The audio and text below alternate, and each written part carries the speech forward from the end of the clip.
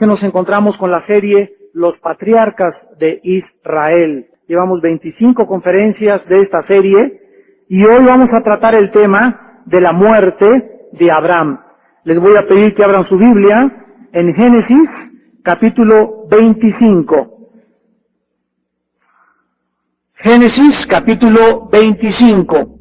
Estábamos comentando, ustedes que nos ven por la televisión hace unos momentos, aquí en este salón de estudio bíblico, que cuando el ser humano comienza a llamarle a los malos buenos y los buenos son malos, los delincuentes ahora son víctimas y los que los persiguen son asesinos, es uno de los síntomas más grandes de la degradación del intelecto y la filosofía humana.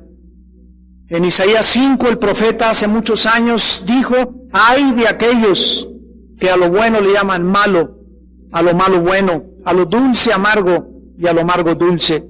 Ay, dijo el rey Salomón en Proverbios, cuando se condena al justo para defender al impío, porque encontramos detrás de todo esto mentes reprobadas. Como dice en Romanos capítulo 1, Dios entrega a la humanidad a una mente reprobada. Esta palabra reprobada significa sin capacidad de distinguir qué es bueno y qué es malo. Vemos que los homosexuales defienden sus derechos y ellos, ¿verdad? Como dice la Biblia, están bajo una mente que ya no distingue qué es bueno y qué es malo. Para ellos es bueno, porque no tienen una norma ni parámetros de la moral. Pero cuando el ser humano comienza a manifestar esta conducta y a llamar que el perseguir a Bin Laden allá en Afganistán son asesinos y que se le llama genocidio, se distorsiona totalmente la razón principal que se encuentra detrás. Pero tenemos nosotros que cuidarnos como cristianos de no creer todo lo que los medios de comunicación nos informan, porque desgraciadamente se pueden manipular muy fácilmente y distorsionar la verdad. Los medios de comunicación pueden hacer a un grupo de personas víctimas y a los agresores asesinos, y pueden hacer lo que ellos quieran y convertir y tratar que la gente piense como ellos piensen. Nosotros tenemos que tener cuidado porque tenemos otro tipo de mentalidad y tenemos que moldear nuestra mente, Romanos 12:2, conforme a la palabra de Dios, renovar nuestra forma de pensar para que no caigamos en ese juicio que dice 2 de Tesalonicenses 2, versículo 10 al 12, que Dios enviará un espíritu de mentira para que crean la mentira, un espíritu de engaño para que sean engañados deliberadamente todos aquellos que no quisieron conocer la verdad, sino que abrazaron la injusticia y se complacieron en su iniquidad. Vivimos tiempos peligrosos, no cabe duda, y en esta noche tenemos el tema de la muerte de Abraham, que nos va a ayudar muchísimo, porque algún día tú y yo, y ustedes que nos escuchan por la televisión, tendremos que enfrentarnos al juicio de Dios. La muerte está establecida para todos los hombres. Dice Génesis 25, Abraham tomó otra mujer, cuyo nombre era Setura, la cual le dio a luz a Simram, Joksán, Medán, Madián, Isbac y Sua. Y Joksán engendró a Seba y a Dedán. E hijos de Dan fueron Asurim, Letusim y Leumim. E hijos de Madián, Efa, Efer, Anoc, Abida y Elda. Todos estos fueron hijos de Setura. Y Abraham dio todo cuanto tenía a Isaac. Pero a los hijos de sus concubinas dio Abraham dones, y los envió lejos de Isaac, su hijo, mientras él vivía hacia el oriente, a la tierra oriental. Y estos fueron los días que vivió Abraham, 175 años. Y exhaló el espíritu, y murió Abraham en buena vejez, anciano y lleno de años, y fue unido a su pueblo. Y lo sepultaron Isaac e Ismael sus hijos en la cueva de Macpela, en la heredad de Efrón, hijo de Zoar, Eteo, que está enfrente de Mamre. Heredad que compró Abraham de los hijos de Et. Allí fue sepultado Abraham y Sara su mujer. Y sucedió que después de muerto Abraham, Dios bendijo a Isaac su hijo, y habitó Isaac junto al pozo del viviente que me ve. Estos son los descendientes de Ismael, hijo de Abraham, a quien le dio a luz Agar egipcia, sierva de Sara. Estos pues son los nombres de los hijos de Ismael, nombrados en el orden de su nacimiento. El primogénito de Ismael, Nebaiot, luego Sedar, Ardeel, Mibsam, Misma, Duma, Masa, Adar, Tema, Getur, Nafis y Sedema. Estos son los hijos de Ismael y estos sus nombres, por sus villas y por sus campamentos. 12 príncipes por sus familias. Y estos fueron los años de vida de Ismael, 137 años. Y exhaló el espíritu Ismael y murió y fue unido a su pueblo. Y habitaron desde Ávila hasta Shur, que está enfrente de Egipto, viniendo a Siria, y murió en presencia de todos sus hermanos. Abraham, el padre de la fe, el ejemplo más grande de una vida consagrada y entregada a Dios, termina su peregrinar por este mundo al morir, como también todos nosotros. Cuando este día nos llegue, solo una cosa importará. La misma cosa que le importó a Abraham. ¿Qué clase de vida viviste? Esto es lo único que importará en el día de tu muerte. ¿Qué clase de vida viviste? ¿Una vida entregada a Dios? ¿O una vida que ignoró a Dios, sus leyes y sus mandamientos? ¿Una vida que confió en las promesas de Dios e hizo su voluntad? ¿O una vida que viviste centrada en ti mismo, en ti misma, e hiciste cuanto quisiste en tu vida? Tú fuiste tu Dios, tú fuiste tu diosa, tú estableciste tus reglas, tú estableciste la manera de vivir, tú decidiste que era bueno y que era malo. Tú creíste que podías ser sabio en tu propia opinión. Tú te creías tan grande y tan intelectual y tan filósofo que podías determinar y decir, yo puedo legislar la moral, y eso es bueno y eso es malo, eso para mí es genocidio, eso para mí es guerra, eso para mí es justicia, eso para mí es un castigo al crimen. Dice la Biblia que Él nunca se agrada de nadie que sea sabio en su propia opinión. Por eso se nos invita a venir a la Biblia y a permitir que sea el Espíritu de Dios el que saque todas nuestras conclusiones filosóficas, nuestros falsos razonamientos y todas las cosas a las que hemos llegado, nuestras hipótesis, nuestras teorías, y dejar que Dios ponga sus pensamientos en nuestros pensamientos y podamos elevarnos y ver desde lo alto al mundo con la perspectiva con la que Dios lo ve. Toda esta gente que no ha cambiado su manera de pensar son los que leen la Biblia y no entienden cómo Dios puede mandar. Dios manda matar a todas las naciones cananitas. Y desde tu punto de vista, desde tu perspectiva, si tú fueras Dios no harías eso, porque para ti eso es un genocidio y eso es una guerra y eso es malo. Pero esa es tu opinión, sin entender las razones sabias, profundas y poderosas que se encuentran dentro de la mente del soberano juez, legislador cósmico del universo. ¿Qué tipo de vida viviste en esta vida? ¿Una vida a la que dedicaste todo a Dios?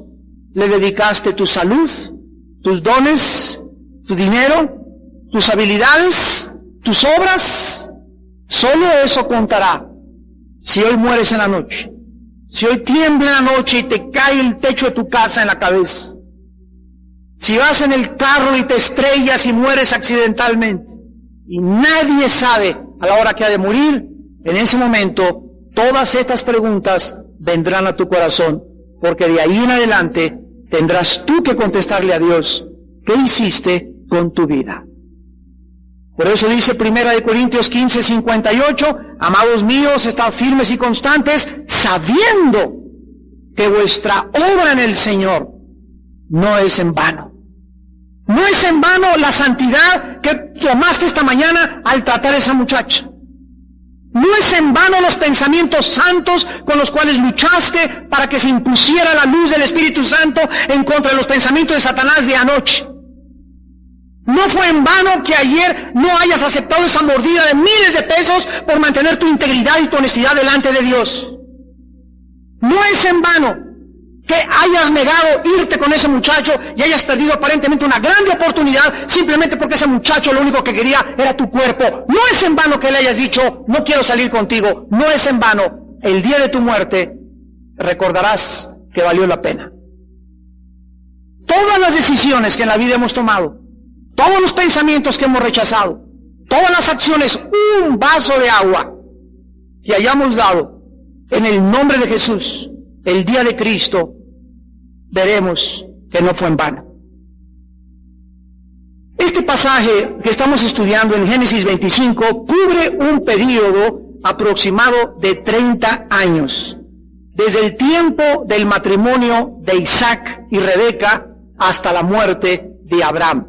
O sea, cuando Isaac y Rebeca se casaron, pasaron 30 años de su matrimonio cuando Abraham se murió. La vida y muerte de Ismael también se trata brevemente para demostrar que Dios es un Dios que cumple sus promesas. En los primeros versículos, nosotros encontramos que Abraham se sentía solo, ¿verdad? Él tenía ya 140 años de edad. Sara había muerto 3 años atrás. E Isaac y Rebeca ya no vivían con él. Después de su matrimonio, Isaac y Rebeca se fueron a vivir a la región que se llama el Negev. Génesis 24:62 y Génesis 25:11. Abraham pues sintió la necesidad de una compañera y tomó a una mujer llamada Setura, la cual le dio 6 hijos a Abraham. En total Abraham tuvo 8 hijos, Isaac e Ismael, y los 6 hijos con Setura. Estos hijos que tuvo con Setura, Simram, Joksán, Medán, Madián, Isbac y Sua, nos damos cuenta que solo Joksán, uno de ellos, tuvo 2 hijos, y estos 2 hijos de Joksán, Seba y Dedán, tuvieron a Surim, Letusim y Leumín, que fueron 3 hijos más. Y el otro hijo, Madián, tuvo a 5 hijos, Efa, Efer, Anoc, Abida y Elda. Observemos que en la Biblia no se vuelve a mencionar la descendencia ni de Simram, Medán, Isbac y Sua. En segundo lugar, los hijos de Joksán, Seba y Dedán se mencionan 1 o 2 veces en todas las Escrituras. Y en tercer lugar, los únicos que se convirtieron en enemigos de los israelitas fueron los que descendieron de Madián, que se les llama los madianitas, y lo encontramos en Jueces 6, que eran como una plaga para Israel. Los persiguieron, los acosaron y nunca les dejaron vivir. Este fue pues el cumplimiento de la profecía hecha a Abraham. Y Abraham, ya viejo, es usado por Dios para traer al mundo otras más de las naciones árabes que están poblando actualmente las aproximadamente 21 naciones árabes que rodean a la nación de Israel. A través de los siglos hubieron migraciones, intermatrimonios entre todos estos pueblos, los descendientes de Ismael, de Lot, de Esaú, los descendientes de Sem y en algunos casos los descendientes de Cam, los cuales, otra vez repito, formaron los actuales pueblos modernos de Arabia. En el versículo 5 al 6, Dios deja su herencia y la reparte a sus hijos. Abraham le da todo cuanto tenía a Isaac. Aquí encontramos la repartición de los bienes y la herencia de Isaac, y tenemos que recordar que Abraham era millonario. Tenía muchísimo ganado y sus propiedades eran tan grandes que tenía trabajando a 318 hombres, de acuerdo a Génesis 14:14, que incluían a las familias de cada uno de estos obreros, y estamos hablando aproximadamente que Abraham tenía un séquito de 1000 personas trabajando para él. 318 hombres con sus esposas, sus hijos, familiares, y a todos los mantenía Abraham. Tenía también Abraham muchísimo oro y muchísima plata, Génesis 13:2. Todas estas riquezas se las entrega a Isaac. Pero mientras vive, dice la Biblia, que Dios le da dones o regalos a los hijos de Cetura. Versículo 6.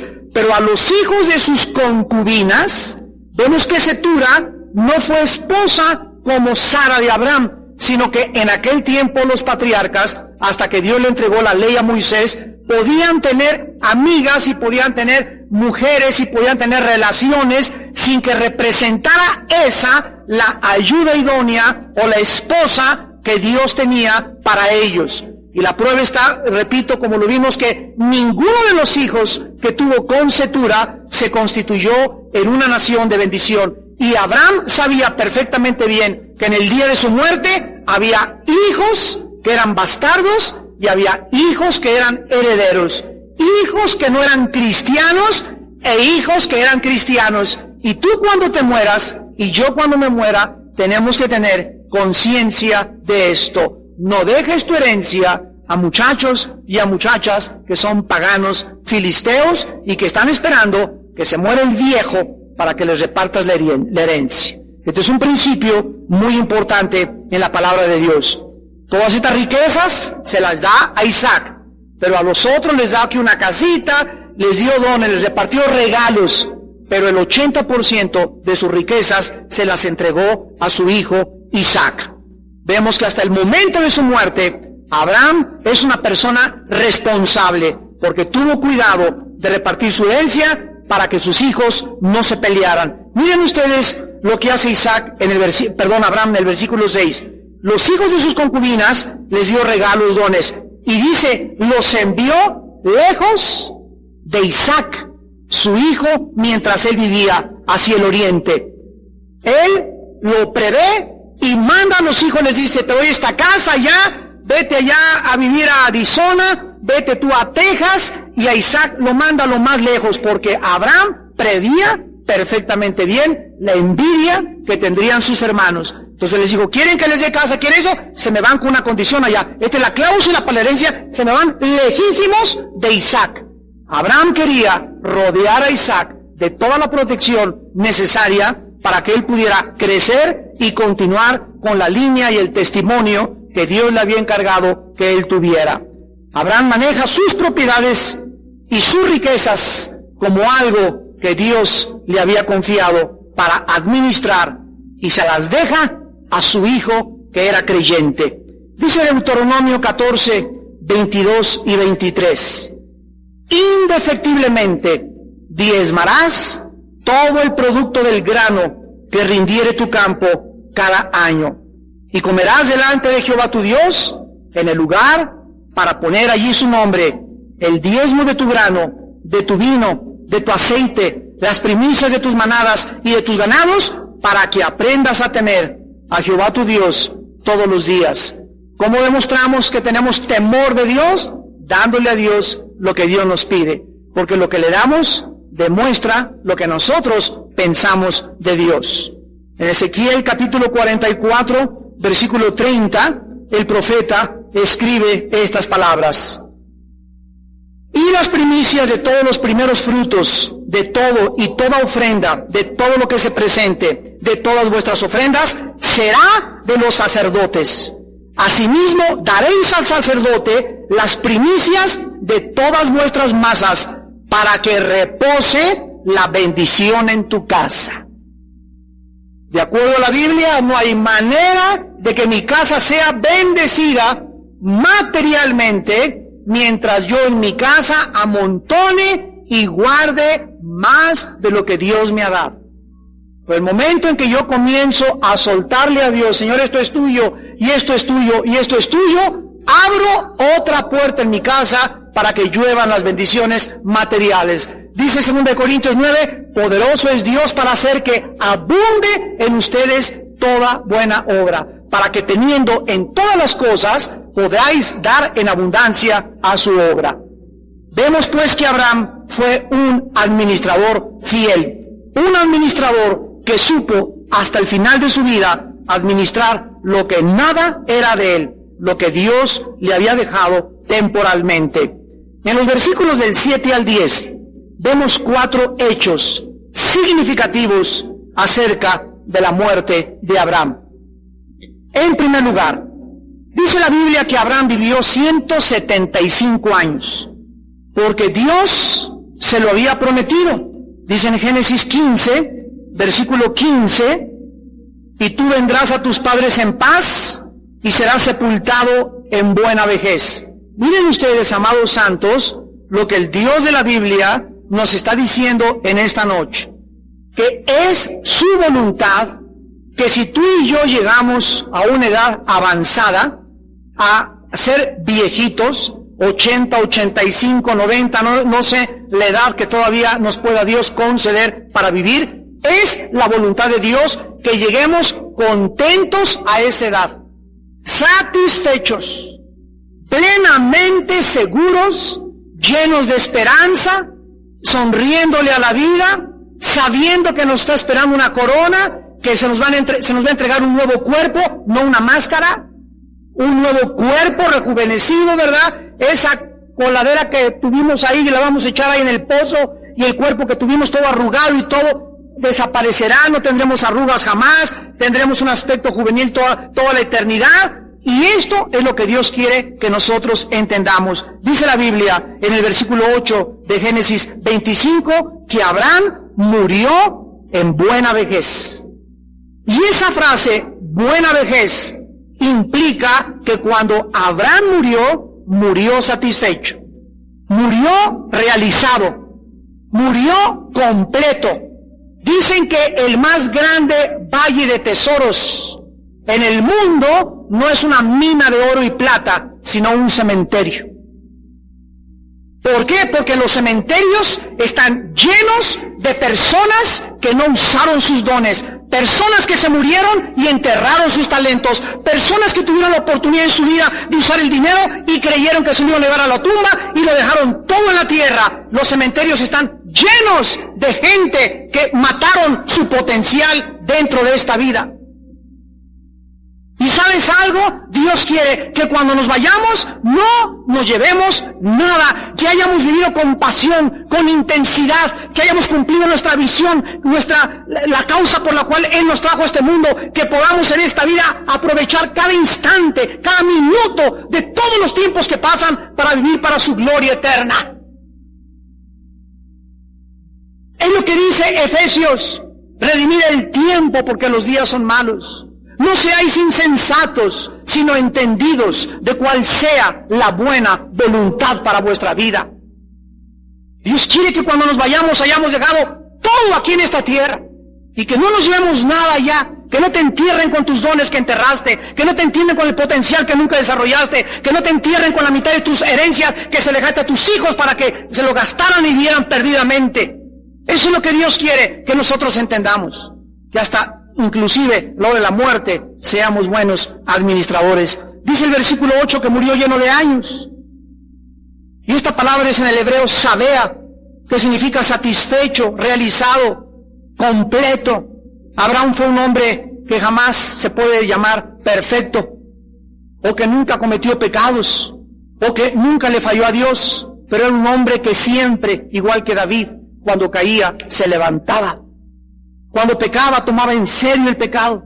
Cuando él pecaba, se llenaba de tristeza y quebrantamiento. Dice la Biblia que Dios está cerca de los corazones contritos y quebrantados. Fíjense ustedes, Dios se acerca a los quebrantados y nosotros queremos huir del quebrantamiento. ¡Qué ironía! Si Dios se acerca cuando yo esté quebrantado, voy a tratar de quebrantarme diario. Porque quiero que Dios esté cerca de mi vida. Y la única forma que Dios está cerca de mi vida es cuando yo estoy quebrantado. Fue un hombre que confió en Dios hasta el último momento, hasta el grado de entregarle a su unigénito hijo Isaac. Tuvo un difícil peregrinar, pero lleno de bendiciones y satisfacciones en todas las áreas de su vida. En sus negocios, en su familia, en sus amistades, en su testimonio. Nunca fue tranza, nunca se pasó de listo, nunca se pasó de lanza, como decimos en México. Nunca tuvo el dicho ahí en su cuadro, en su oficina, el que no tranza no avanza. Fue un hombre en todas las áreas, como tú y como yo, pero un hombre íntegro delante de Dios. Dice Proverbios 16:31, corona de honra es la vejez, que se halla en el camino de la justicia. En el Salmo 92, versículo 12 al 15, dice la Biblia, el justo florecerá como la palmera, crecerá como cedro en el Líbano. Plantados en la casa de Jehová, en los atrios de nuestro Dios, florecerán. Aún en la vejez fructificarán, estarán vigorosos y verdes, para anunciar que Jehová, mi fortaleza, es recto y que en él no hay injusticia.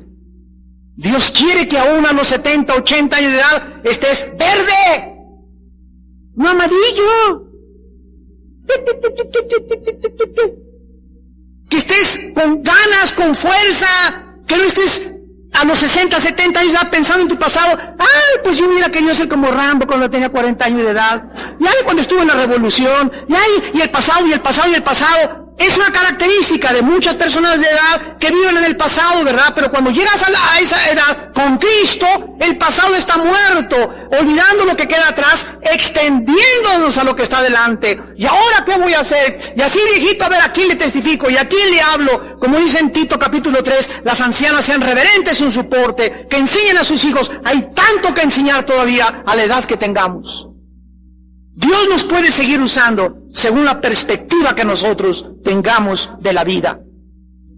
Y lo más precioso en el versículo 8 de Génesis 25 es que dice la Biblia que cuando murió Abraham, exhaló el espíritu, murió en buena vejez, anciano y lleno de años, y esto es precioso, y fue unido a su pueblo. Estas palabras son muy significativas, porque no significan que fue enterrado con sus parientes, ni con otras personas. Abraham, hasta este momento, no había enterrado a nadie más que a Sara, su esposa, en la cueva de Macpela. Por lo que estas palabras solamente se pueden referir a la vida después de la muerte. Y lo vamos a comprobar leyendo varios pasajes que nos muestran la misma enseñanza. Por ejemplo, en Génesis 15:15, vamos a ver que Dios nos va mostrando qué es lo que pasa después de la muerte. En Génesis 15:15, Dios le había prometido a Abraham que él iba a ser bendecido hasta el día de su vejez y que moriría en su vejez. Pero dice la Biblia también que sería sepultado en buena vejez y vendría a sus padres en paz. Vendrás a tus padres en paz. En el capítulo 35 del Génesis, acompáñenme a todos estos pasajes, versículo 29, 35-29, dice la Biblia, y exhaló Isaac el espíritu. Veamos este principio. Cuando los hombres de Dios mueren, dice la Biblia que algo se sale de nosotros. Ahí se queda en la plancha el cuerpo, inerte, impávido, estático, pero la Biblia nos revela que hay algo dentro de nosotros que no puede morir, y se llama el espíritu. Y cuando morimos, se sale nuestro espíritu, y aquí dice que se exhala. Es como en la última respiración, el último aliento en nuestra vida. Ahí se sale el espíritu, y dice la Biblia, y murió, y fue recogido a su pueblo. Cuando murió Isaac, se menciona lo mismo, fue reunido a su pueblo. Capítulo 49 del Génesis, versículo 29. 49, versículo 29. Le mandó luego y les dijo: yo voy a ser reunido con mi pueblo. Sepúltenme con mis padres en la cueva que está en el campo de Efrón el Eteo. Aquí vemos que Jacob, antes de morir, ya sabía que al morir lo estaba esperando Dios para ser reunido con su pueblo. Y dice el versículo 33, y cuando acabó Jacob de dar mandamientos a sus hijos, encogió sus pies en la cama y expiró y fue reunido con sus padres. Todos los patriarcas en el Antiguo Testamento se mencionan al morir lo mismo, fueron reunidos con su pueblo. Veamos ahora en Primera de Reyes, capítulo 2. Primera de Reyes, capítulo 2, cuando David estaba listo a morir. Le dice David a Salomón, Primera de Reyes 2:2, yo sigo el camino de todos los hombres en la tierra, esfuérzate y sé hombre. ¿Cuál es el camino que seguimos todos?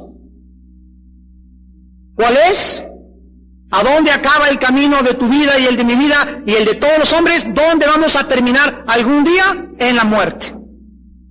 Algún día todos tenemos que caminar y llegar al mismo punto, la muerte. En Daniel, capítulo 12, esto es precioso también, versículo 13, uno de los más grandes siervos de Dios en la Biblia, Daniel 12:13. Y tú irás hasta el fin. ¿Qué significa el fin? El fin del camino. Porque muchos, escúchenme, no llegan. Muchos, dice la Biblia, son llevados antes de tiempo de esta vida por sus pecados, no arrepentidos. ¿Dónde está? 1 Corintios 11, 27 al 30. Los corintios, al tomar la cena del Señor, la tomaban en pecado. Cuando tú tomas la cena del Señor, no le pediste perdón lo que le hiciste a tu esposa anoche, no has sacado las revistas pornográficas de tu casa, sigues transando en tu trabajo, sigues evadiendo impuestos y te tomas la cena del Señor, sin discernir el cuerpo de Jesús. Y por eso, dice 1 Corintios 11, 27 al 30, muchos están enfermos, muchos están debilitados y muchos duermen. Encontramos en 1 Corintios 5, el 1 al 5, que Pablo le dice a la iglesia, entreguen a un muchacho que vivía con su madrastra en fornicación a Satanás para que sea destruida la carne. Dice en 1 Juan 5, hay pecado de muerte, del cual yo no pido a nadie que oren por él.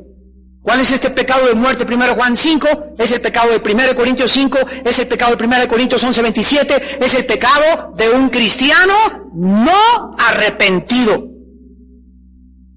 Y no digo que todos los que se mueren jóvenes se murieron por eso, solo Dios lo sabe, pero lo que digo es la Biblia, y Dios solo lo sabe, quiénes se van a casa antes de tiempo. Pero a Daniel no era el caso, él iría hasta el fin. Pablo llegó hasta el fin. ¿Se acuerdan en 2 Timoteo 4? Ahí está en la prisión Pablo, los leones rugiendo, y se oía toda la noche los leones y los tigres africanos esperando que lo echaran al Coliseo, o tal vez le cortaron la cabeza o lo quemaron. No sabemos cómo murió Pablo exactamente, pero murió como mártir en manos de Nerón. Y Pablo dice, he peleado la buena batalla, he acabado la carrera. He llegado al final de la meta. Y estoy seguro que me está esperando la corona de justicia. Eché mano de la vida eterna y terminé lo que Dios me encargó. Debemos llegar todos nosotros al final. Y tú irás hasta el fin. Número 1, Daniel 12:13. 2, y reposarás. Después de la muerte existe el descanso absoluto de nuestra alma y de nuestro espíritu. En el momento en que se nos sale el espíritu y el alma, entramos al reino invisible de Dios. Lo vamos a leer más adelante en Apocalipsis 7 y 21, donde seremos pastoreados. Dice la Biblia que vendrán ángeles a llevarnos, porque tenemos que cruzar el primer cielo, que está ocupado por Satanás, para que nos abra la frontera, al segundo cielo, y nos llevan hasta el tercer cielo, a la presencia de Dios.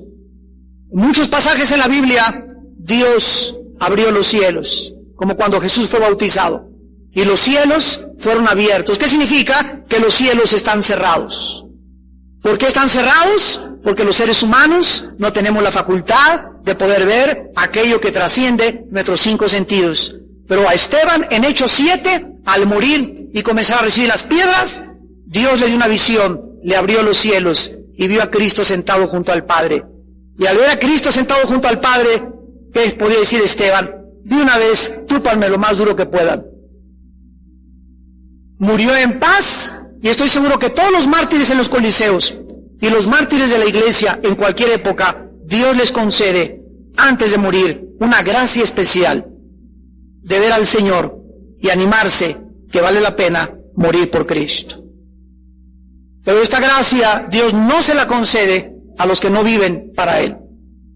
Porque si tú no has vivido para Él, menos morirás por Él. Y reposarás, y antes de pasar al tercer punto aquí en Daniel 12:13, recordemos que el alma y el espíritu no duermen. Esto es una enseñanza herética de una secta que se llaman los Testigos de Jehová. No dormimos, lo que duerme es el cuerpo. Dice en Apocalipsis 6, del 10 en adelante, que Juan vio en el cielo las almas de los que habían muerto como mártires, y hablaban, y clamaban, y decían, estaban vivitos y coleando. ¿Hasta cuándo, Señor grande, vivo y poderoso, no juzgas las almas de aquellos que todavía derramaron su sangre por ti en esta tierra? Y se les dijo, espérense todavía, porque abajo en la tierra van a morir algunos más como ustedes. Pero mientras este grupo de personas muere en la tierra y son reunidos con ustedes, se les dieron vestiduras blancas. Y ahí estaban esperando, y nos siguen esperando, a que nosotros partamos hacia ellos. Es curioso, aquí en la tierra, alguien se está muriendo, por favor, la ambulancia, y sálvenlo. Y allá arriba nos están diciendo, apúrense. Todo depende de la perspectiva con la que estemos viendo la vida. Esto no significa de ninguna manera que nos vamos a quitar la vida, porque Dios nos dio un instinto biológico de sobrevivencia. Entonces dice Pablo, si se me diera a mí escoger, Filipenses 1, morir o vivir, para mí el vivir es Cristo, y el morir me voy de gane. Así que realmente no nos da Dios a nosotros escoger. Gracias a Dios que Él es el que toma la decisión. Pero Dios me dice, Armando, ¿quieres seguir viviendo con salud y todo? Vive para mí. Necesito hombres, necesito guerreros, necesito personas, necesito instrumentos a través de los cuales le pueda yo decir al mundo que vivo y que existo. Ustedes son mis testigos cuando el Espíritu venga sobre ustedes. Pero si tienes una vida apática, floja, indolente, pecadora, con falta de integridad, te vas antes de tiempo. Dejemos que Dios escoja por nosotros. El vivir es Cristo y el morir es ganancia. Entonces Pablo concluyó, no sé qué escoger, y gracias a Dios que es de Dios la decisión. Daniel, irás hasta el fin, reposarás y te levantarás para recibir tu heredad. O sea, el tribunal de Cristo, 2 de Corintios 5:10, Romanos 14:10, será el día de las recompensas. Y Dios no le entregará a nadie, ni a Adán, ni Eva, ahorita, ni Ezequiel, ni Abraham, ni David, ni Salomón. No hay nadie en el Antiguo Testamento, ni Pedro, ni Pablo, ni nadie, ni San Cayetano, ni Santa Catarina. Nadie ahorita ha recibido recompensas. ¿Cómo lo sabemos? Vayamos a Hebreos capítulo 11, donde la Biblia claramente dice acerca de todos aquellos que murieron. Versículo 36 de Hebreos 11, muchos experimentaron vituperios y azotes, otros prisiones y cárceles, fueron apedreados, versículo 37, aserrados, puestos a prueba, muertos a filo de espada, anduvieron de acá para allá cubiertos de pieles, cabras, pobres, angustiados, maltratados, de los cuales el mundo no era digno, errando por los desiertos, por los montes, por las cuevas y por las cavernas de la tierra. Y tú duermes en sábanas de seda, vas a Reino Ventura, tienes tu bochito o tu coche, tienes tu ropita, tu corbatita, y te quejas. Y estos hombres, como perros y animales, perseguidos por causa de su Señor, y a ti te hacen cara de fuchi, y yo no quiero ir a la iglesia porque me hicieron cara de fuchi. Estás hecho de mermelada. Increíble de que esta estamos hechos actualmente los cristianos. Y todos estos mártires están puestos aquí en la galería de la fe. Y dice el versículo 39, y todos estos, aunque alcanzaron buen testimonio mediante la fe, no recibieron lo prometido, proveyendo Dios alguna cosa mejor para nosotros, para que no fuesen ellos perfeccionados aparte de nosotros, hasta que todos estemos juntos, hasta que Cristo venga y la primera resurrección nos vayamos todos aquellos que faltan en el arrebatamiento de la iglesia. Ya que estemos todos juntos, entonces estaremos en el tribunal de Cristo, en el bema de Cristo, y entonces se oirán los tambores, pa, pa, pa, pa, pa, pa, pa, pa, y los ángeles, aleluya, aleluya, y comenzará todos los querubines y los serafines alrededor del trono de Cristo, y de repente Cristo, Juan Camané, presente Señor, y pasarás, pásala aquí, y el tribunal, dice la palabra bema en el griego, es una cosa alta como este estrado, donde estarán todos los millones, y a cada uno Cristo le dirá, tú hiciste esto, tú oraste esto, tú moriste por mí, tú te sacrificaste por mí, y cada uno de todos desde Adán hasta nuestros días recibiremos la recompensa. Y Jesús anuncia su venida diciendo, he aquí vengo pronto y mi galardón conmigo. Apocalipsis 22. Mi recompensa conmigo, o sea, acuérdense, vengo por ustedes para premiarlos. Para decirles que valió la pena que me entregaran su vida. Porque ¿de qué les sirvió a todos los demás hombres haber ganado el mundo? Si al final del camino descubrirán que perdieron su alma. Porque el que quiera salvar su vida, la va a perder. Pero el que la pierda por causa de mí, la salvará. Daniel, te levantarás para recibir tu heredad al fin de los días. Y ya esos días están más cerca de nosotros de lo que nosotros imaginamos. Bendito Padre Santo, ven pronto Jesús. Cuando un creyente muere es reunido con el pueblo de Dios. Otro pasaje lo encontramos en 2 de Samuel, capítulo 12, versículo 22. Aquí encontramos a David, reprendido por el profeta Natán, por el adulterio que tuvo con Betsabé. Y el embarazo de Betsabé, en el pecado en que hicieron David y esta mujer a este niño, trajo como consecuencia que el niño, Dios, se lo haya llevado. Y miren ustedes lo que David sabía de la otra vida. Dice 2 de Samuel 12, 22, y él respondió, cuando le avisaron que se murió el niño, viviendo aún el niño, yo ayunaba y lloraba diciendo, ¿quién sabe si Dios tendrá compasión de mí y vivirá el niño? Mas ahora que ha muerto, ¿para qué he de ayunar? ¿Podré yo hacerle volver? Yo voy a él, mas él no volverá a mí. Los muertos jamás regresarán a esta tierra.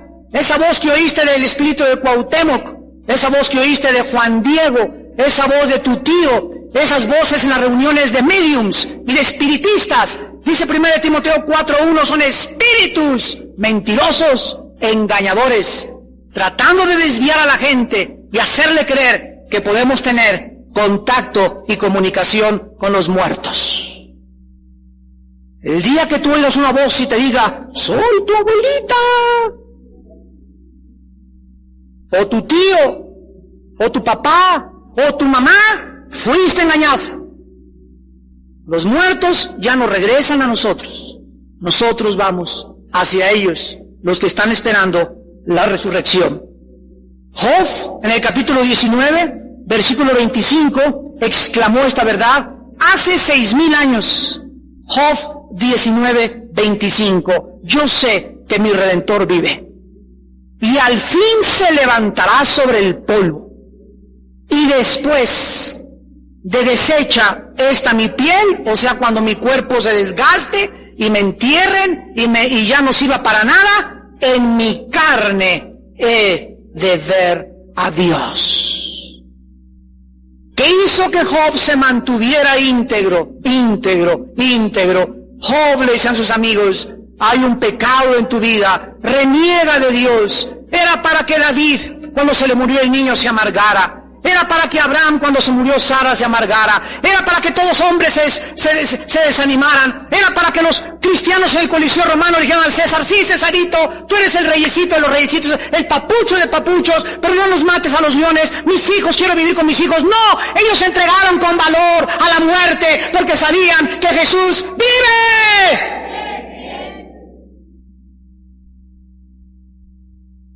Y es esta esperanza de la resurrección de los muertos la que nos hace ver la vida con otro lente, con otra perspectiva. Porque sabemos que vamos simplemente de paso. Finalmente dice Génesis 25, que entonces, del versículo 11 al 18, nacen los hijos de Ismael, y Dios le cumple a Ismael también su promesa. Y vean una cosa tremenda que sucedió en el versículo 9, cuando Abraham murió. Lo sepultaron Isaac e Ismael. ¿Se acuerdan que Ismael se había ido con Agar, su mamá? Y había ido a vivir cerca de Egipto. Nos damos cuenta que en la muerte de los hombres de Dios, los dos hermanos, que él se había burlado de su hermano toda la vida y que odiaba a su hermano, en la muerte de su padre se reconcilian, porque la muerte de un familiar, de un cristiano, debe ser el momento de la reconciliación familiar. Debe ser el momento de pedirnos perdón. Y desgraciadamente Dios usará muchos funerales para hacer que muchos de ustedes, ahí cuando se muera alguien de tu familia, tu padre, tu madre, o tu hijo, no sé quién, Dios a muchos familiares que se habían distanciado, se puedan en ese momento reconocer que es absurdo en la vida vivir con enemigos, vivir odiando, vivir con rencor, vivir con amargura contra nadie. Porque algún día vamos a morir y le vamos a entregar cuentas al Señor Jesucristo.